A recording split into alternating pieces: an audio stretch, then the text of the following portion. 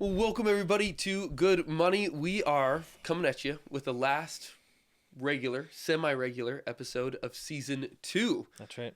And it's late afternoon, which means that there's water in this here coffee mug. Don't get it twisted. But we'll push through any day before Thanksgiving difficulties we have. That's right. I'm just thinking about my turkey. Man, I know. I'm not. But I will be soon. Now that you put that image in my head. Oh, can't wait. I'm doing a scavenger hunt for all the friends that have come into town, like around our property. It's going to be awesome. Like That they have is to go and like find different things like behind the tree and then like, take this shot of coffee really quick and or something, That's going to be great. My dad used to do that sort of thing with us. But we're talking today about Dupality, Good Money as a whole, because people have to get ready for the big Q&A. That's right. Our shining hour. We will get stumped. It'll be great. Yes. But pretend like we never did. No. We'll always have answers, even if we just start speaking really fast, so that you can't tell that we don't know what we're talking about. We want to go through the whole thing, just to kind of give this major overview of the various arguments that we've made, the various kind of hot things that we found, particularly intriguing things that we found in the tradition. Yeah. What does it mean to have the Catholic position on money? Yeah. What are the highlights, the lowlights, the side lights? Yeah. So we're just gonna kind of almost do each individual podcast we've done in 2 minutes. Oh man, go! All right. So where do we start? We started. That's tough. We started saying that we have a lot of conversations today about all the economic ills of our society. That's right. And that the solutions are not found in different policies or different systems, but actually found in the virtues. That's right. Because ultimately everything, all the institutions that we build, all the policies that we create, all the systems that we construct, emerge out of our souls trying to obtain the love that we desire. That's right. And so if we desire God, then the institutions that we create concerning money should be formed by that love. Yep, that's right. it. So the tradition has been helpful to us, Yep. and they have given us certain virtues by which to help us govern money and spelled them out for us. Mm-hmm. So the first one, really, I think, in my mind, the governing virtue is actually almsgiving, which is really charity. It's a particular manifestation of the virtue of charity. And the church fathers really like to point to that verse in Matthew 16 or 6. Oh, that's terrible that I don't know that. Sorry. When Jesus tells the parable of the shrewd steward and ends that by saying that we are to make friends with the mammon of iniquity. Now, he's not saying that like the object in that sentence is not mammon. It's more of it's an ablative. You are using with money, make friends. That's beautiful. Yeah. With other people. I guess that's the end of the sentence. Yeah. So almsgiving is just marvelous because it does a few things. Number one, it both presumes but then instantiates the idea that you belong in community with others, which is crucial. I mean, one of the major problems about our consideration of money today is that we can have it in a vacuum, that we can have it as an individual, that our having $40 in our pocket does not affect someone else. And this is the most obvious point that the fathers of the church keep on hitting on, that when you have money, you've got two things, the dollar bill and the obligation. Because, well, now I'm jumping into other things. Well, yeah, so you have the obligation precisely because it all harkens back to what are we made for? And we were ultimately made for union with God and friendship with one another. Mm-hmm. And that when God originally gifted the world created the world, he gifted it to all of us, not just some of us. And that once we are provided for, then we are to use whatever is left to, again, treat other people as the gratuitous gifts that they are. Yeah. Something I think that's really important in this virtue is the idea of the common good. The tradition has historically considered being, stuff that exists, and the good as synonyms. They're the same thing. You might not say that a lame horse is good, because even though it is perfectly actual, it is not fulfilled in its design. Mm-hmm. So there's some distinctions there, some logical distinctions. But everything that's created is good. Yeah. God created and he called it good. And that the common good is vast, specifically because it does refer to everything in existence. That we are part of the common good, that you and I are part of the common good together. That we are specifically to cultivate the common good, the being that is, cultivating the good so that it is truly revealing God, so that it is enabling us to become friends. But in this understanding of how does this really help us understand almsgiving, it's precisely that in almsgiving, we are not just keeping some for ourselves and then altruistically giving to others. We are taking care of ourselves as part of the common good, and then we're taking care of other people who are also part of the common good. Totally. It's qualitatively a similar act. Yeah, the Catholicism actually gets beyond the question of selfishness versus altruism by describing the person as always being involved in the common good, such that no real selfishness can be possible, in the sense that when I give to another, right, I'm giving to one person with whom I'm already involved in. And so to serve his good is to serve my good, and vice versa. That's right. And that's a beautiful thing. Yep. And that means, of course, that there's a commandment here, right? And the way it's expressed in the tradition is that all of our superfluities belong by justice to others. That's right. Really important part of because when you hear about almsgiving, you very often think, well, it's the thing that I do out of a kind of, it's a kind of upswell of Christmas cheer, and it's just in charity and love that kind of comes from a point of excess. I give what I have to someone else, but that's not what the tradition says. The tradition says that you owe it in justice to distribute your superfluities, because if you have more than you need for your particular vocation, that means it belongs to the other with whom you share the common good. Yep. That's in the catechism, baby. It's right there. Yeah, there's just no having that isn't a kind of stewardship. Yep. Within church teaching. So if I have money, it means I'm a steward over it. And we talk about this all the time. We say we want to be good stewards of money, but sometimes we forget that what a steward is not someone who simply manages money well for himself. To be a steward is to be making decisions about how to exchange those superfluities for the common good. Yep. Are we doing opposing vices, or are we just going on? If we start doing those, buddy, we're gonna be we'll be in the weeds. All right, we're not gonna do those, but we'll just say you can't stop, Jacob. The opposing vices to almsgiving are actually twins. Yeah, that's right. Envy and ambition. So ambition is it's kind of like pride today. Like we consider it to be a virtue, when actually the tradition condemns it. 1 Corinthians 13:5, ambition is actually the word used in Latin there.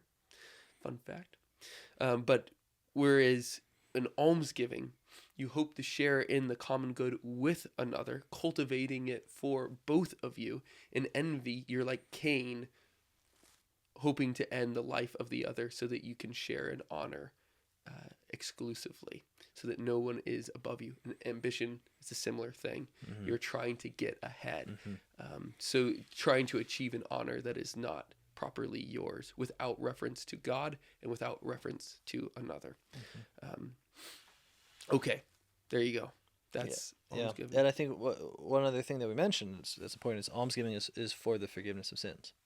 Ah, yes. And this is, again, very important, because that often strikes people as being sort of, let's say, extrinsic. Like, you give money, and then unrelated to that fact, God forgives your sins. And this causes problems, especially for Protestants, because it can kind of sound like you're buying the forgiveness of sins or something like that.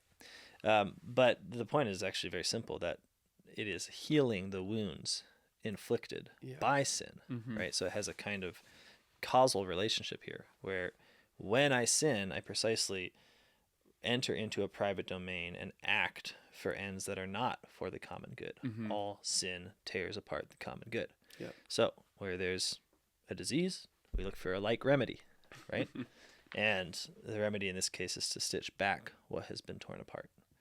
And what's great about the common good is you can sin in one area, and because the common good is vast and complex, as you mentioned, you can heal it in another. It's not quite the same as the utilitarian, like balancing out the suffering and I forget how it's more of a math problem for them. But we're assured that God takes care of the whole. Yeah. Well, the effects of one can be mended somewhere else. Yeah. Or excuse me, the effects of the cause of a sin, the sin is caused, can have this effect down the road, and you can take care of somebody else's effect, with your almsgiving. So, okay, so give away your money. Get your sins forgiven. The second is liberality. Mm. This is also another virtue that's properly, its proper subject is money, the proper use of money.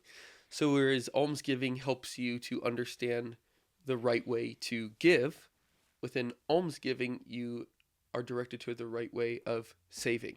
Within liberality. Within liberality. Yes. What did I say? Sorry. Almsgiving again. Oh, man. Sorry about that. Within liberality. The liberal man, St. Thomas Aquinas says, understands that the purpose of money is to be sunk, is to be exchanged for some real good. Yeah. He says that the covetous man is defined by the person that understands saving to be the end of money, who saves, who continues to amass, that doesn't really know what his money is for. Yeah. On the one hand. So then on the other hand, you have another opposing vice to liberality, and that is prodigality.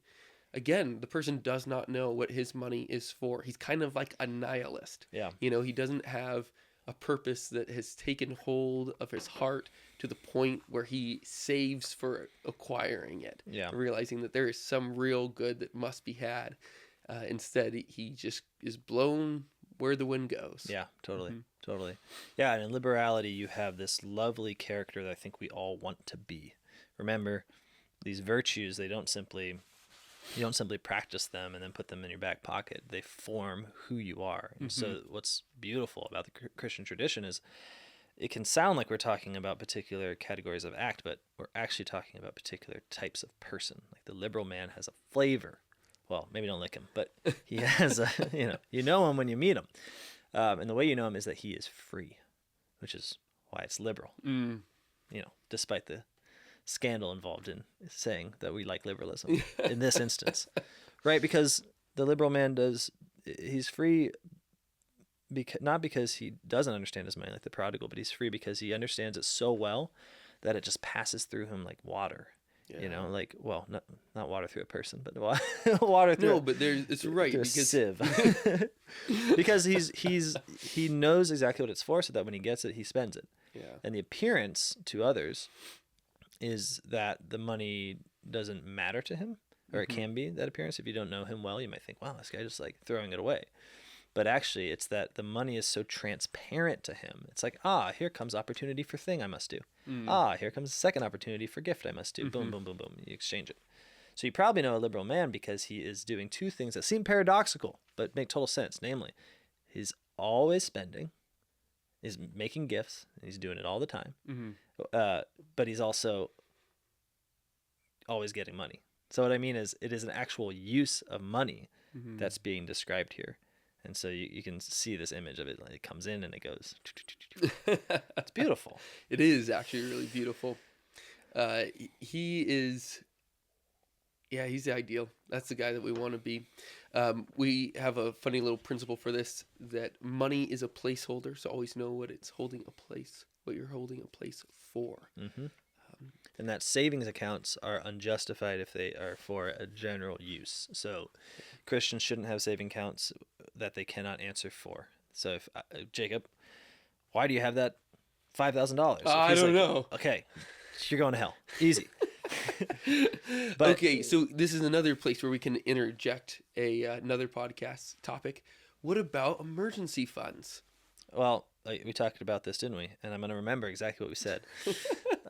So emergency funds are justified on that same principle, right? Which is that you are planning, right? And the money is already specified, right? So it's not a general amassment. You don't get to have an emergency fund that grows and grows and grows. But the specification here is that having an emergency fund requires that you know what you're doing with money. It requires that you know your vocation. Mm. St. Thomas has a principle. It's very simple. It's actually the most simple of the things we say, which is how much money is a man allowed to have? As much as is necessary for his office, is what Aquinas says. Now, the difficulty comes in knowing what our office is, but the point is that when we become holy, we are also becoming more and more specific. You hear it expressed as in you're becoming more and more who you are. And there's a beautiful truth there. Well, part of that in relation to money is knowing our vocation, knowing our needs, and knowing the likely emergencies that we'll face, so that we can actually, as we grow in holiness, also grow in the specificity of the account, of the emergency fund. So that is good to do, but it's important to subordinate it, so that the point is not to act out of a unreasonable fear, where we say, well, I am so frightened of the universe and so frightened that God is not in control that I'm going to use money as a way of essentially atheistically denying the sovereignty of God and sort of trying to carve out a little space of human control through the use of cash. If you're doing that, you're in sin. But if you are saying, God, you have revealed to me precisely what I am for. I am a father, and I mow lawns on the east side over here. Okay. Well, then my vocation is clear, and then my emergencies can be reasonably deduced and saved for. But that specification matters. Yeah, I think one other thing is that we live in a very monetized economy. One might say the most monetized economy of all time. Yes. And they would be right. When St. Thomas was writing on kingship, he said the only time he ever mentions like a savings account, he said the king may consider having one. Yeah. But they were more growing and sharing rather than buying and selling all the time. I mean, obviously there's buying and selling, but it was there was such a focus on cultivating goods proper to what was necessary in life, that not everybody needed a savings account in the same way that you would say that most every family man today needs a savings account. Because of cars. And so we obviously have to kind of use the Job principle in considering this too, is that would a savings account save Job from the disaster that he faced? And the answer is absolutely not. He lost far too much that money could never have regained. And also, and when Christ commands us not to fear, it means that has to have some real practical implications of trusting in him.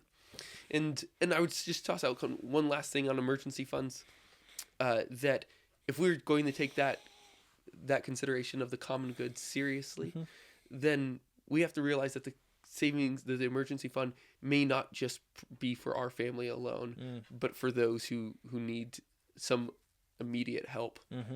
Well, and vice versa, though, we should realize that we need help from our neighbors. Yes. And that we shouldn't have a savings account as a result of pride. Yeah. Namely that because I have this money in store, when something goes wrong, I don't need my friends. That's right. And that's tough because you have to also be prudentially analyzing your situation. Maybe you don't have any friends, for instance. And you should then, as part of your emergency account getting, you should move to Soomville and make friends. Yeah, exactly. Right. But the point is, the idea of the Christian community should be always paramount. What is money for? For making friends. So if we're ever using it in a way that means we don't need friends, then we're off the mark. That's right. I put this as a general principle as well before we move on. Well, which is namely that sometimes people are of a habit that I think is very crippling, and it makes them fearful, which is namely they understand the world, they understand how money works and how money is makes them successful within a money economy. And when they approach the Christian tradition, they're asking questions like, well, what's the exception? And not what's the rule? So, for instance, if you're talking about emergency accounts and we give you this answer that says, yeah, a specified emergency account given your particular vocation makes sense as long as it doesn't sin against charity. no one should ever hear that and say, oh, now I don't have to think about it. That's right. Because I found some place where it is allowed, and so now it is simply like go time on savings accounts. That's right. Precisely what we're trying to do in each case is say, it is the rule is really trust in God. That's right. And then the way we're specifying that rule is that the use of money should be within that particular trust, but that means that you always have to give reason for your saving account. And so this is all advice that should make your financial life harder, in the sense that it involves your spirit more, your reason, your decision, your constant examination of conscience, right? So, and it's the same with all sorts. I mean, this is typical of all sorts of new polity suggestions, which is namely we say like, yeah, well, this makes sense as a remedial act given a very evil and difficult world, but never take that as meaning then, well, the act's allowed, and so. Yep. Time to carry on. That's right. Okay. It's you just to bring in another podcast. Well, let's do it. Insurance. Yes. Because this is a big consideration. People say, well, you never know how much you're going to need, which potentially could be true. But when I asked him that, I said, well, what do you mean? He's like, well, you could get really sick. I said, well, do you not have insurance? And they said, well, no, we do. And I said, like, do you need to get like a higher level, And no, we have the highest level. So then what are you concerned about? Well, they could just drop me all of a sudden. Same thing with my home owners or my home insurance. This is actually, it may be that we're just poking at some point of real irrationality where where trust is replaced with fear. And I think these are like real things that people should be sitting down and working through, is in figuring out what is actually needed to provide for those under my care, as St. Thomas puts it. And so I think when we're considering insurance, there's some room, obviously, again, in our hyper monetized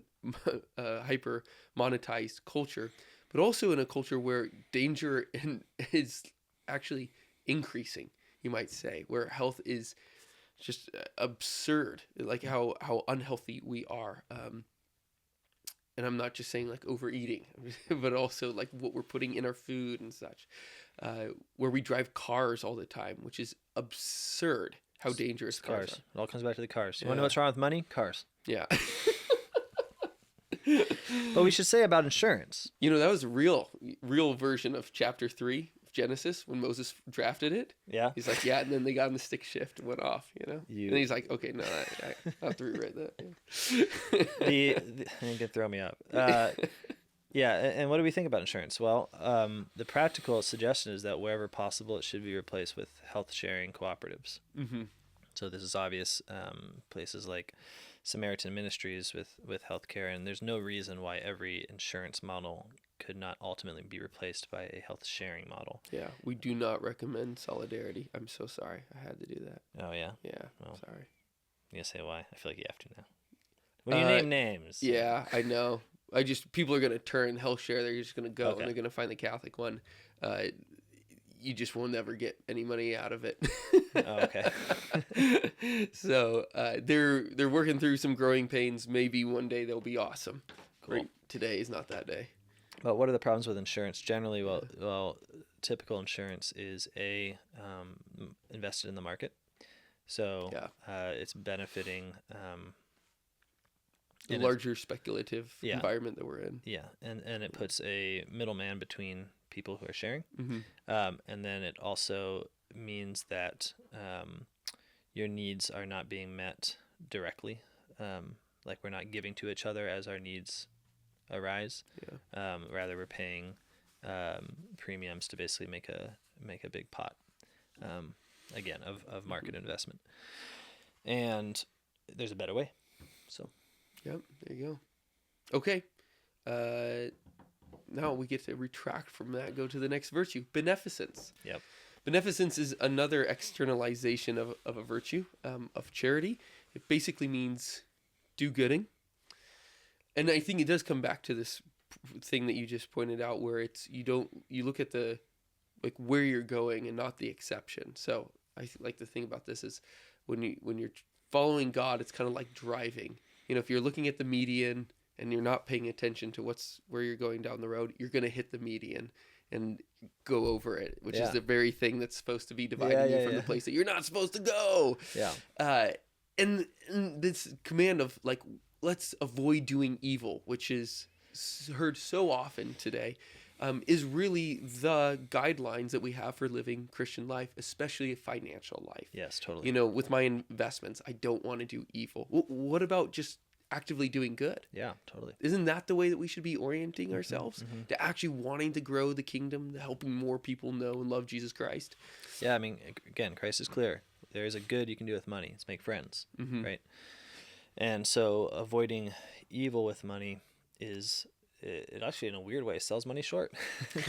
Money can do more than just that. Yeah. And so the beneficent man, right, is the one who is always looking for the good. He's always doing good. It's just the most basic orientation. But it's signified at that moment when you stop saying, okay, how do I make sure that none of my investments support abortion, for instance? And you start saying things like, how do all of my investments build up the kingdom of God? That signifies that you have become, in this instant, beneficent. And we salute you. So, just run back. Almsgiving, how they give well. Yep. How to make friends with the mammon of iniquity. It's kind of the first jump start on. Yep. Liberality, how to save well. Yep. Beneficence, how to invest well. Yep. And you know what's awesome? You know who has all of these? Who's that? God. Whoa! And that is sort of a meta principle that Christians are about. We are supposed to be images of God. We are, in fact, the image of God. But we are especially supposed to be images of God to those below us in any way. Like in any situation where there's unequal power, we, as Christians, are supposed to be the ones who show people who God is, what he is like, so that when they arrive at any point in their life at that ultimate inequality of power, namely between man and God, you serve as a kind of mediator for their understanding of God. Right. Who is he? Well, he's the one who gives gifts without being stingy. Right. He's the one who has no fear. Right. He's the one with whom I am not competing or envious. Right. He is the one through whom, he's abundant. And so our actions need to be a kind of catechesis for others. The laity, it's a kind of novelty that the laity currently is very involved in this sort of intellectual apologetics. I'm not saying it's a bad thing. I'm just saying it's a novelty. When obviously the thing that we most do is live and act, the act of life. And so we need to always be concerned, first and foremost, that our actions show who God is, and then develop our reasons to think about it. That's beautiful. Thank you. So with investment, John Paul II actually gives us a good principle here. So what is he, the Pope or something? He says that within proper Christian beneficent investment, the goal is to offer people a chance to dignify their labor. So cool. So cool. To dignify the labor of your neighbor. There you go, baby. And that should strike us, right? Because no one ever says that about investment. It's very important to look for the places where Christianity is saying what no one else says. Yeah. Investment is first and foremost. What inspires you to invest? What when you wake up in the morning and you open up the curtain, you see the sun shining, you say, oh, I want to invest my money today. If that motivation is an increase in personal wealth, then you are not yet living the Christian life. Okay. Yeah. And that's okay, because gosh, no one is really. I mean, we're trying. There's so many different. It's just hard. But we should be serious about it. When you open that curtain and you say, my neighbor needs me in order to be able to labor, to do his duty on earth, which is to till and to keep the garden. How can I put that into effect? I was just bemoaning this to a friend of ours. I was just saying how cramped I feel with the obvious need for dignified labor. I just look around and it's like, wow, people have such a hard time becoming holy because they have either no work or their work is so dehumanizing. Yeah. That like the very conditions for holiness seem to be so far from them. And I get that like you could have heroic virtue within a situation, but like heroic virtue is not supposed to be the normal way of doing things. That's why it's heroic. That's right. Yeah. So, to have $4 million to be able to start a factory or whatever would be awesome. And so you can start to feel how the motivation shifts. The point is not, oh, I really need more money. Let's do some investments. The point is, we need good work. Let's do some investments. Hey, good work. Just saying. Next podcast could series? be another podcast. Yeah, I think that's that's key, because work is part of our salvation. Not so much that the whole like Protestant Catholic dispute is like faith and works thing, is that in and through our work, those are primal activities by which we cultivate virtue, by which is the means by which we become enrobed with Christ, to have God written on our hearts, as St. Maximus the Confessor says. That is the conduit of a new relationship, the door to walk through into the house of God. Oh, that's beautiful. That's what work is. So within beneficence, there's another kind of consideration. A number of our other podcasts have been against capitalism. We're primarily against capitalism because most people know that they should already be against socialism. Yeah. And so, but not as many people, especially in America, are on the same page with capitalism. But we only denounce capitalism in the same way that Leo the 13th, that Pius the 11th, that Paul the 6th, that John Paul II, Benedict the 16th denounced and Pope it. Francis. And Pope Francis, Yeah. absolutely. So it's not. So you might have some hang-ups with like, well, what about entrepreneurship or something like that? And it's like, well, that's not the ways in which they denounce capitalism. The biggest problem, Pius the 11th really did a great job, maybe better than the others, of laying out, is that you have a lack of access to productive property, that creative control for the average person is not in your hands, or you don't have that creative control. And so that's why he, along with the others, endorsed going back to a form of social order that was prior to the one that we're currently living in, where access to the means of production was widespread. And no, the reason. Sorry, go for it. Well, and I was going to say, just to give it a little nuance, just that the goal of labor, the end of labor, is to attain creative control over productive property. Yeah. Because sometimes it can sound like wage labor as such is evil, but that's not what's being said. Because wage labor can be totally necessary, and haven't we all been in situations where, thank God, there was wage labor? Totally. But the idea is that even in wage labor, the wage has to be such that it accrues to this goal, which is ownership. Yep. Leo XIII spells that out as well. Man can save so that he might have, he said land, but moving into John Paul II and such, into productive property as a whole. Now, the reason why I bring this up in the context of beneficence and proper Christian investing, is that part of the way that we invest is to get our friends into jobs where they do have that creative control again. But I think a part of this, and we can chat more about this during the Q&A, is that it can't be just productive property purely for the sake of productive property, that the company itself should be meeting some need of the society. Otherwise, it's kind of like LARPing. It's just not actually living into the reality of work, actually of cultivation and of care of another. If it was just superfluous, there might be some space for that. But particularly now, when all of our cities are no longer self-sufficient, which is the classical definition of a city, that we need to be turning to the things that are more necessary. But anyways, that's just kind of a preferential such a good option. point. Yeah, it's such a good point, because you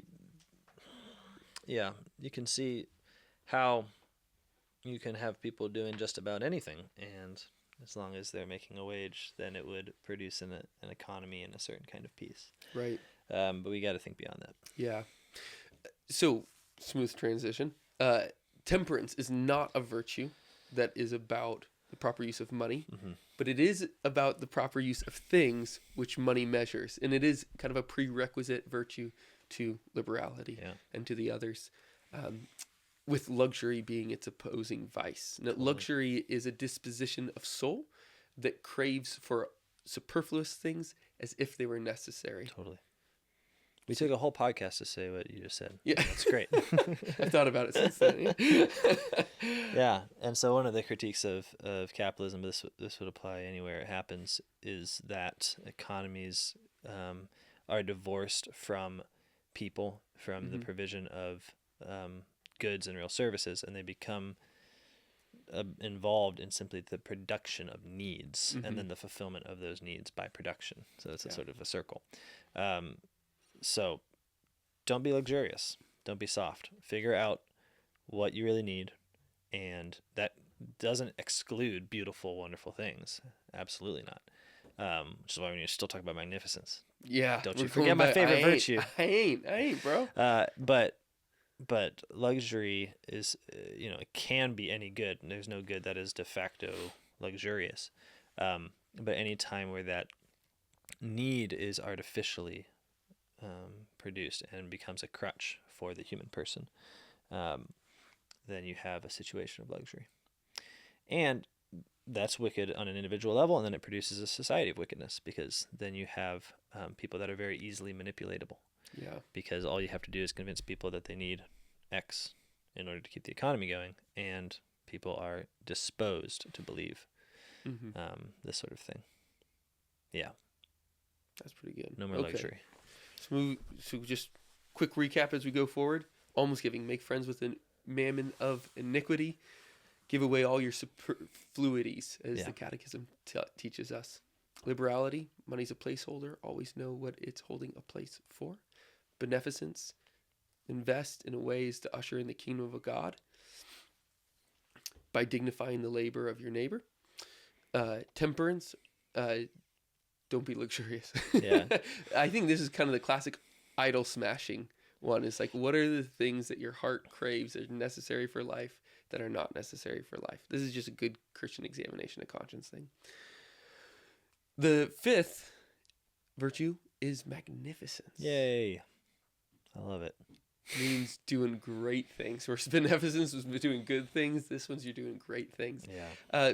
Magnificence is not a virtue that everyone has the potential for. Right, but everyone has the potential to demand it, whether from themselves or others. That's right.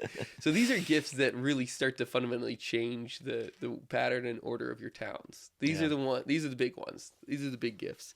And it starts to define somebody as being the king of your town in a certain regard. Yeah. In the regard that they start to adjust the way that daily life goes on. Yeah, right. And it is that virtue by which we govern the use of large sums, which is why it's not for everybody. But part of what it means, and part of why it's so lacking in our age, is that the call for that virtue always associates having much with giving much. And so it creates a natural outlet for amassment within society, because the fact is, we are going to have rich people. There are going to be wealthy people. There are going to be powerful people. And this is what is so contrary to the Catholic tradition, and then something like the socialist vision, which wants to manufacture a society in which these things don't occur. And what actual socialist history tends to show is that when you do that, you simply create different kinds of rich people who hold state power, for instance, versus what they previously held as, economic power, as if these were like vastly different things. So given that, the question is not how do we prevent wealth, how do we prevent inequality, how do we prevent this difference, but how do we demand properly the giving of great gifts. A magnificent man knows he is obliged to do things for the whole community in a way that no one else can. And so there's something courageous about, oddly courageous about being magnificent, because when you become magnificent, you stand out as having that power. You acknowledge it, you claim it, you say, yes, I am powerful. And what does that do? Well, that makes you a target of supplication. That's right. as opposed to the lack of magnificence, right? Sniveling sort of nouveau riche stuff, where what you do is you deny your own power.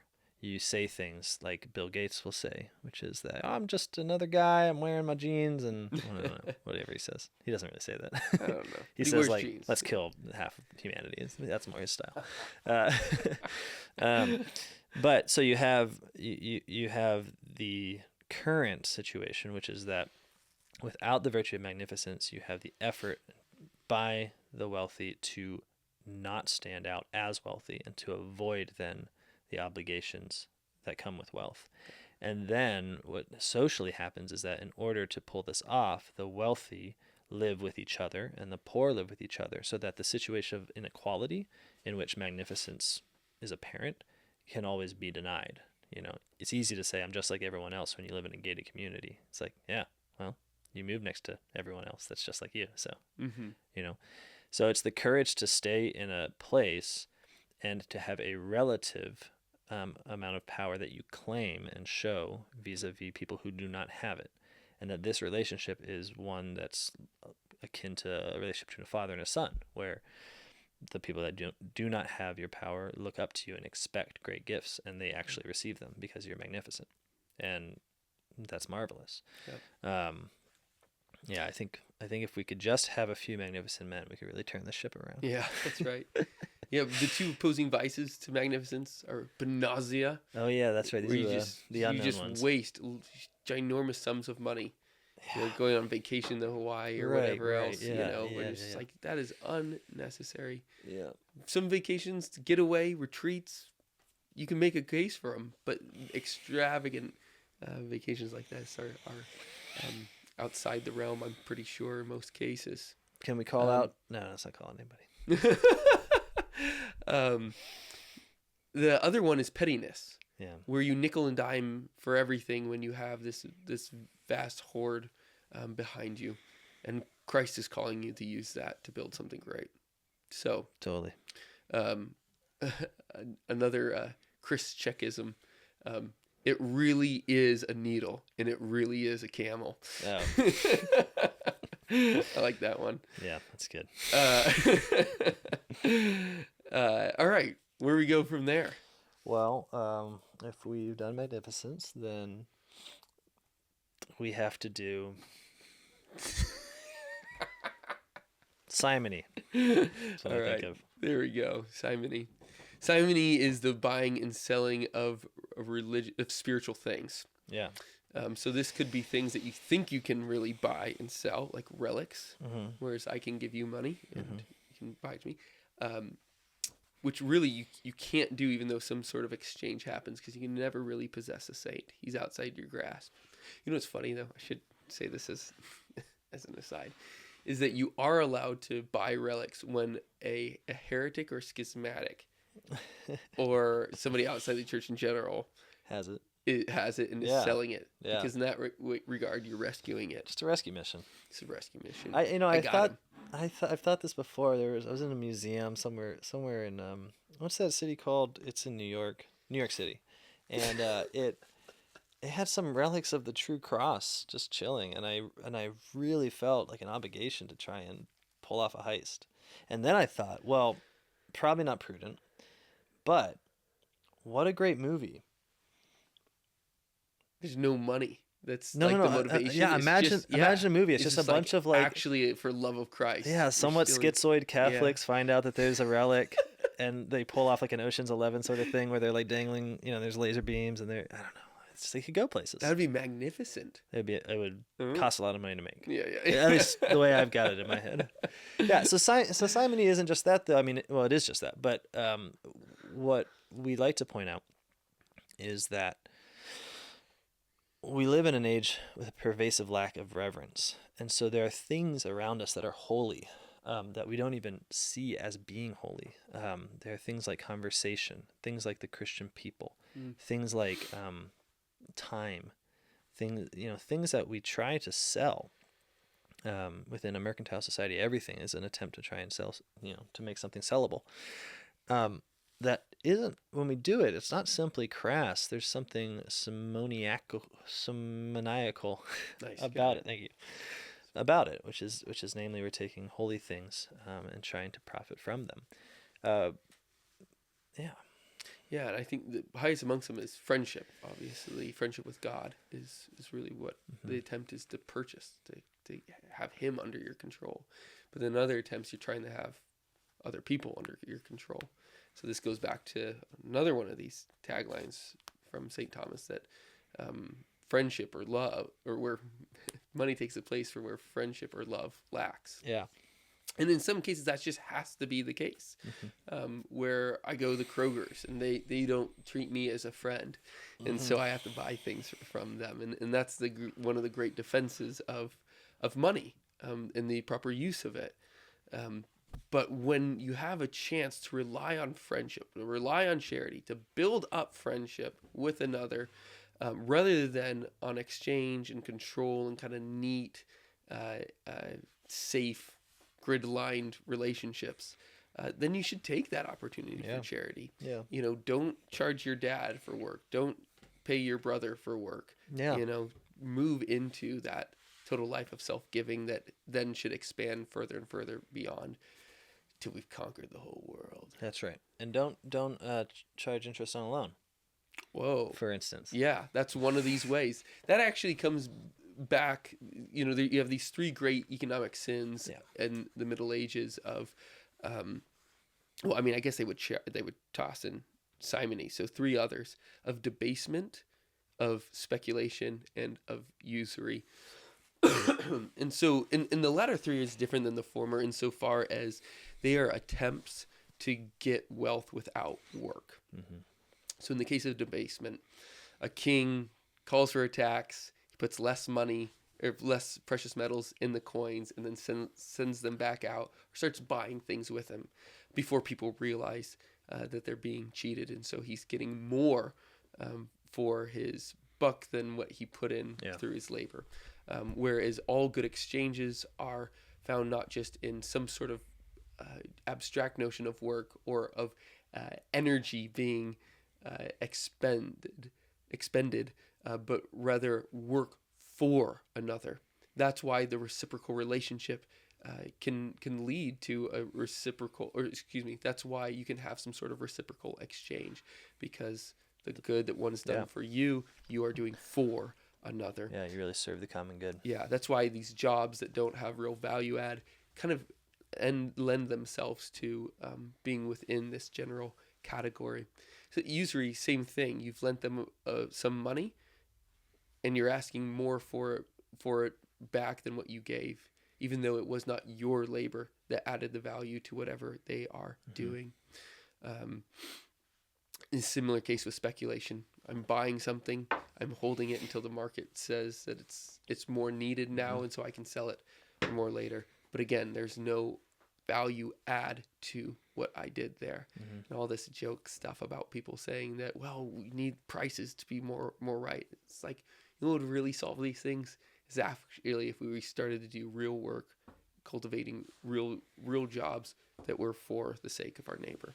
Yeah, and sometimes I just feel like a little kid when I'm trying to express the Christian position here, because it's not complicated. It's why St. Paul can say things like, "He who does not work, neither should he eat."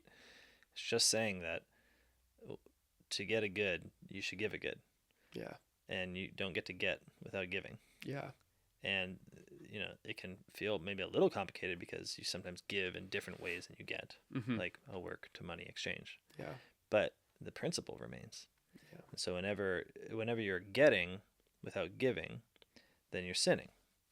And the only times that becomes obscure is when you describe your getting as a kind of giving when it's not. Like when you describe your tireless hours speculating in the market as a work. Well, I'm working, right? Look at this sweat pouring off my brow as I type or something. I don't know. I have very vague images of what happens. That's right. Okay. But the question isn't, of course, did you consume calories, because you can do that sleeping. The question is, do you contribute to the common good? So. Right. But of course, the tradition has been kind of lenient on some people on this. Not, I mean, they still tell them that they're going to hell, which is something that we don't hear a lot today. But lenient in so far as they say, it's not all your fault, because money, the actual design of money, is an occasion of sin. That, as St. Thomas Aquinas put it, that the very nature of money lends itself to hindering charity by distracting the mind. That's more than what a lot of people would admit today. Say, no, it's not money itself, it's the love of money, it's the misuse of money. He says, no, actually the very design of money lends itself to misuse. And his biggest concern, when he's actually commenting, St. Thomas Aquinas, when he's commenting on St. Paul's line, that it's the love of money that leads to all evil. Excuse me, that's the root of all evil. He says, you know what it is? It's not that St. Paul is not saying that it becomes the root of all evil when you make money your last end, but when you constantly default to it, because it is ubiquitous. It can be ubiquitous. Money answers all things, the Bible says.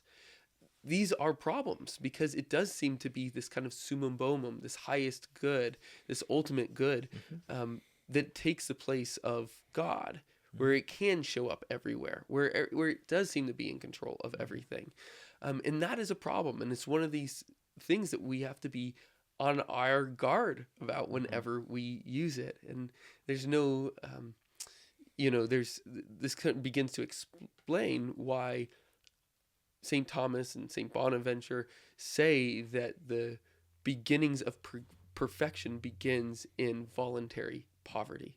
So this again goes back to another topic that we've discussed, is why is it that religious orders take these vows of poverty? Why is it one of the evangelical councils? And it really is to emerge out of those occasions of sin, but also further to be placed in total dependence on love. To be dependent on your friends, to be dependent upon God, not just to be outside of the world of calculating and trying to make two incommensurate things commensurate, two unequal things equal to one another, like a table and a chair or whatever, but actually to lean into this world of love. If it's true that we're always dependent upon other people, that we can either be dependent on people that we know in charity or people we don't know through money, then the priority is, again, especially for the religious who are trying best of all to show us God, then they should be living in what St. Bonaventure calls the mode of charity over and against the mode of possession. Yeah, no, that's right. And the religious are for us the sign of our future perfection, right? So they attain things that the laity hopes to attain in heaven. But that doesn't mean that it's like, well, then, laity get to be greedy, and thank goodness the monks are being, free of all that. Rather, they're just showing what's possible. And so the laity exists on more of a dynamic sliding scale, because we don't take a vow of poverty. But the example of the religious helps us to understand that the way we're supposed to sanctify the whole social order is such that we use less and less money. Yep. Like, we have to move dynamically to more and more love, more and more trust, more and more friendships, more and more trades, and less money. Yeah. Cultivating the skills that we need to be able to achieve that along the way. A lot of work. There's a lot of work. A couple of others. The first kind of steps that we can do to do this is in our own families. To not pay our children a salary for doing work around the house. For instance, what do you call them? I've so distanced myself from it. When you pay your kids stuff, allowance. That's what it is. Yeah. No allowances. Because we're not trying to make the family modeled after the market. We're trying to make the market modeled after the family. So expanding that out. And in a similar way, why the whole phrase about it's better to teach the man how to fish rather than to just give him a fish is actually a little bit mistaken, because you need to give him the fishing rod. You got to give him the time, and hey, he's hungry right now. Give him a fish while he learns how to do this. Yes. The Catholic package is the whole package. It's really taking care of the neighbor, spending the time with another, getting to know them, that charity might be victorious. Word up. Okay, is that it? I think that, I mean, I'm sure there's more. I mean, there's so much. There's so much to say. It's easier to talk about, of course, just all the things that we say not to do. Like, get out of your 401k, stop investing in the stock market, and get out of insurance if you can, et cetera, et cetera. Mm-hmm. But I think understanding that money, like everything, is not some neutral category that we get to simply live as the pagans and as the world lives while we develop our Christianity using other material. This is just one of those lies that actually gives money a lot of power over us, because we look at it and we think, well, this escapes the gospel. Mm-hmm. Like, this much is not subordinate to Christ. Mm-hmm. But it's not true. It all is, from root to branch. So Yeah. add money to your Christianity. Whoa. That's a good tagline. Yeah, not really, though, because that could be taken badly. Yeah, sure. So next we're doing a Q&A. Yeah. So consider all these general. This is the general summary, so you can be ready for the Q&A. Yeah. We got a lot of questions already. Yeah. Keep submitting them. We might get to some of them. Yeah, we're gonna try to answer as many as we can, and I always try to. Doing it on St. Nicholas's feast day, is that true? That's awesome if it is. Wow. I mean, it's kind of perfect, isn't it? We're just the boys who want to put gold in your shoes, in your socks. Come over here, sprinkle some in, or save your children from the pickle barrel. You heard this one? Or punch Aries in the face. Or punch Aries in the face. Yeah. No, pickle barrel. Yeah. There was a. I feel like there should be like a song said about pickle barrel. It's like a kookaburra sits in the old gum tree, and be like, the child fell in the pickle barrel. Well, it was more like a murdering fiend killed some children to sell them to hungry people during a famine. Huh. Put them in a pickle jar. Point is that St. Nicholas just came in and there was like, these children are in a pickle, and I got to get them out. And so he did, pulled him out. Wow. Now he's the patron saint of children. Wow. And that means he's your patron saint, because we're all children. Dang, he snuck in there. great. He snuck in there as a universal patron saint. Wow. It's like if they had a patron saint of adults or people. Oh my gosh, that's fantastic. I love that guy even more. Oh, he's just the coziest saint. Yeah. Wow. I should drink a Coca-Cola. Good old Saint Nick. Okay, enough of that nonsense. We will see you at the Q&A. Thank you so much for listening. We will do our very best to answer your questions. Goodbye.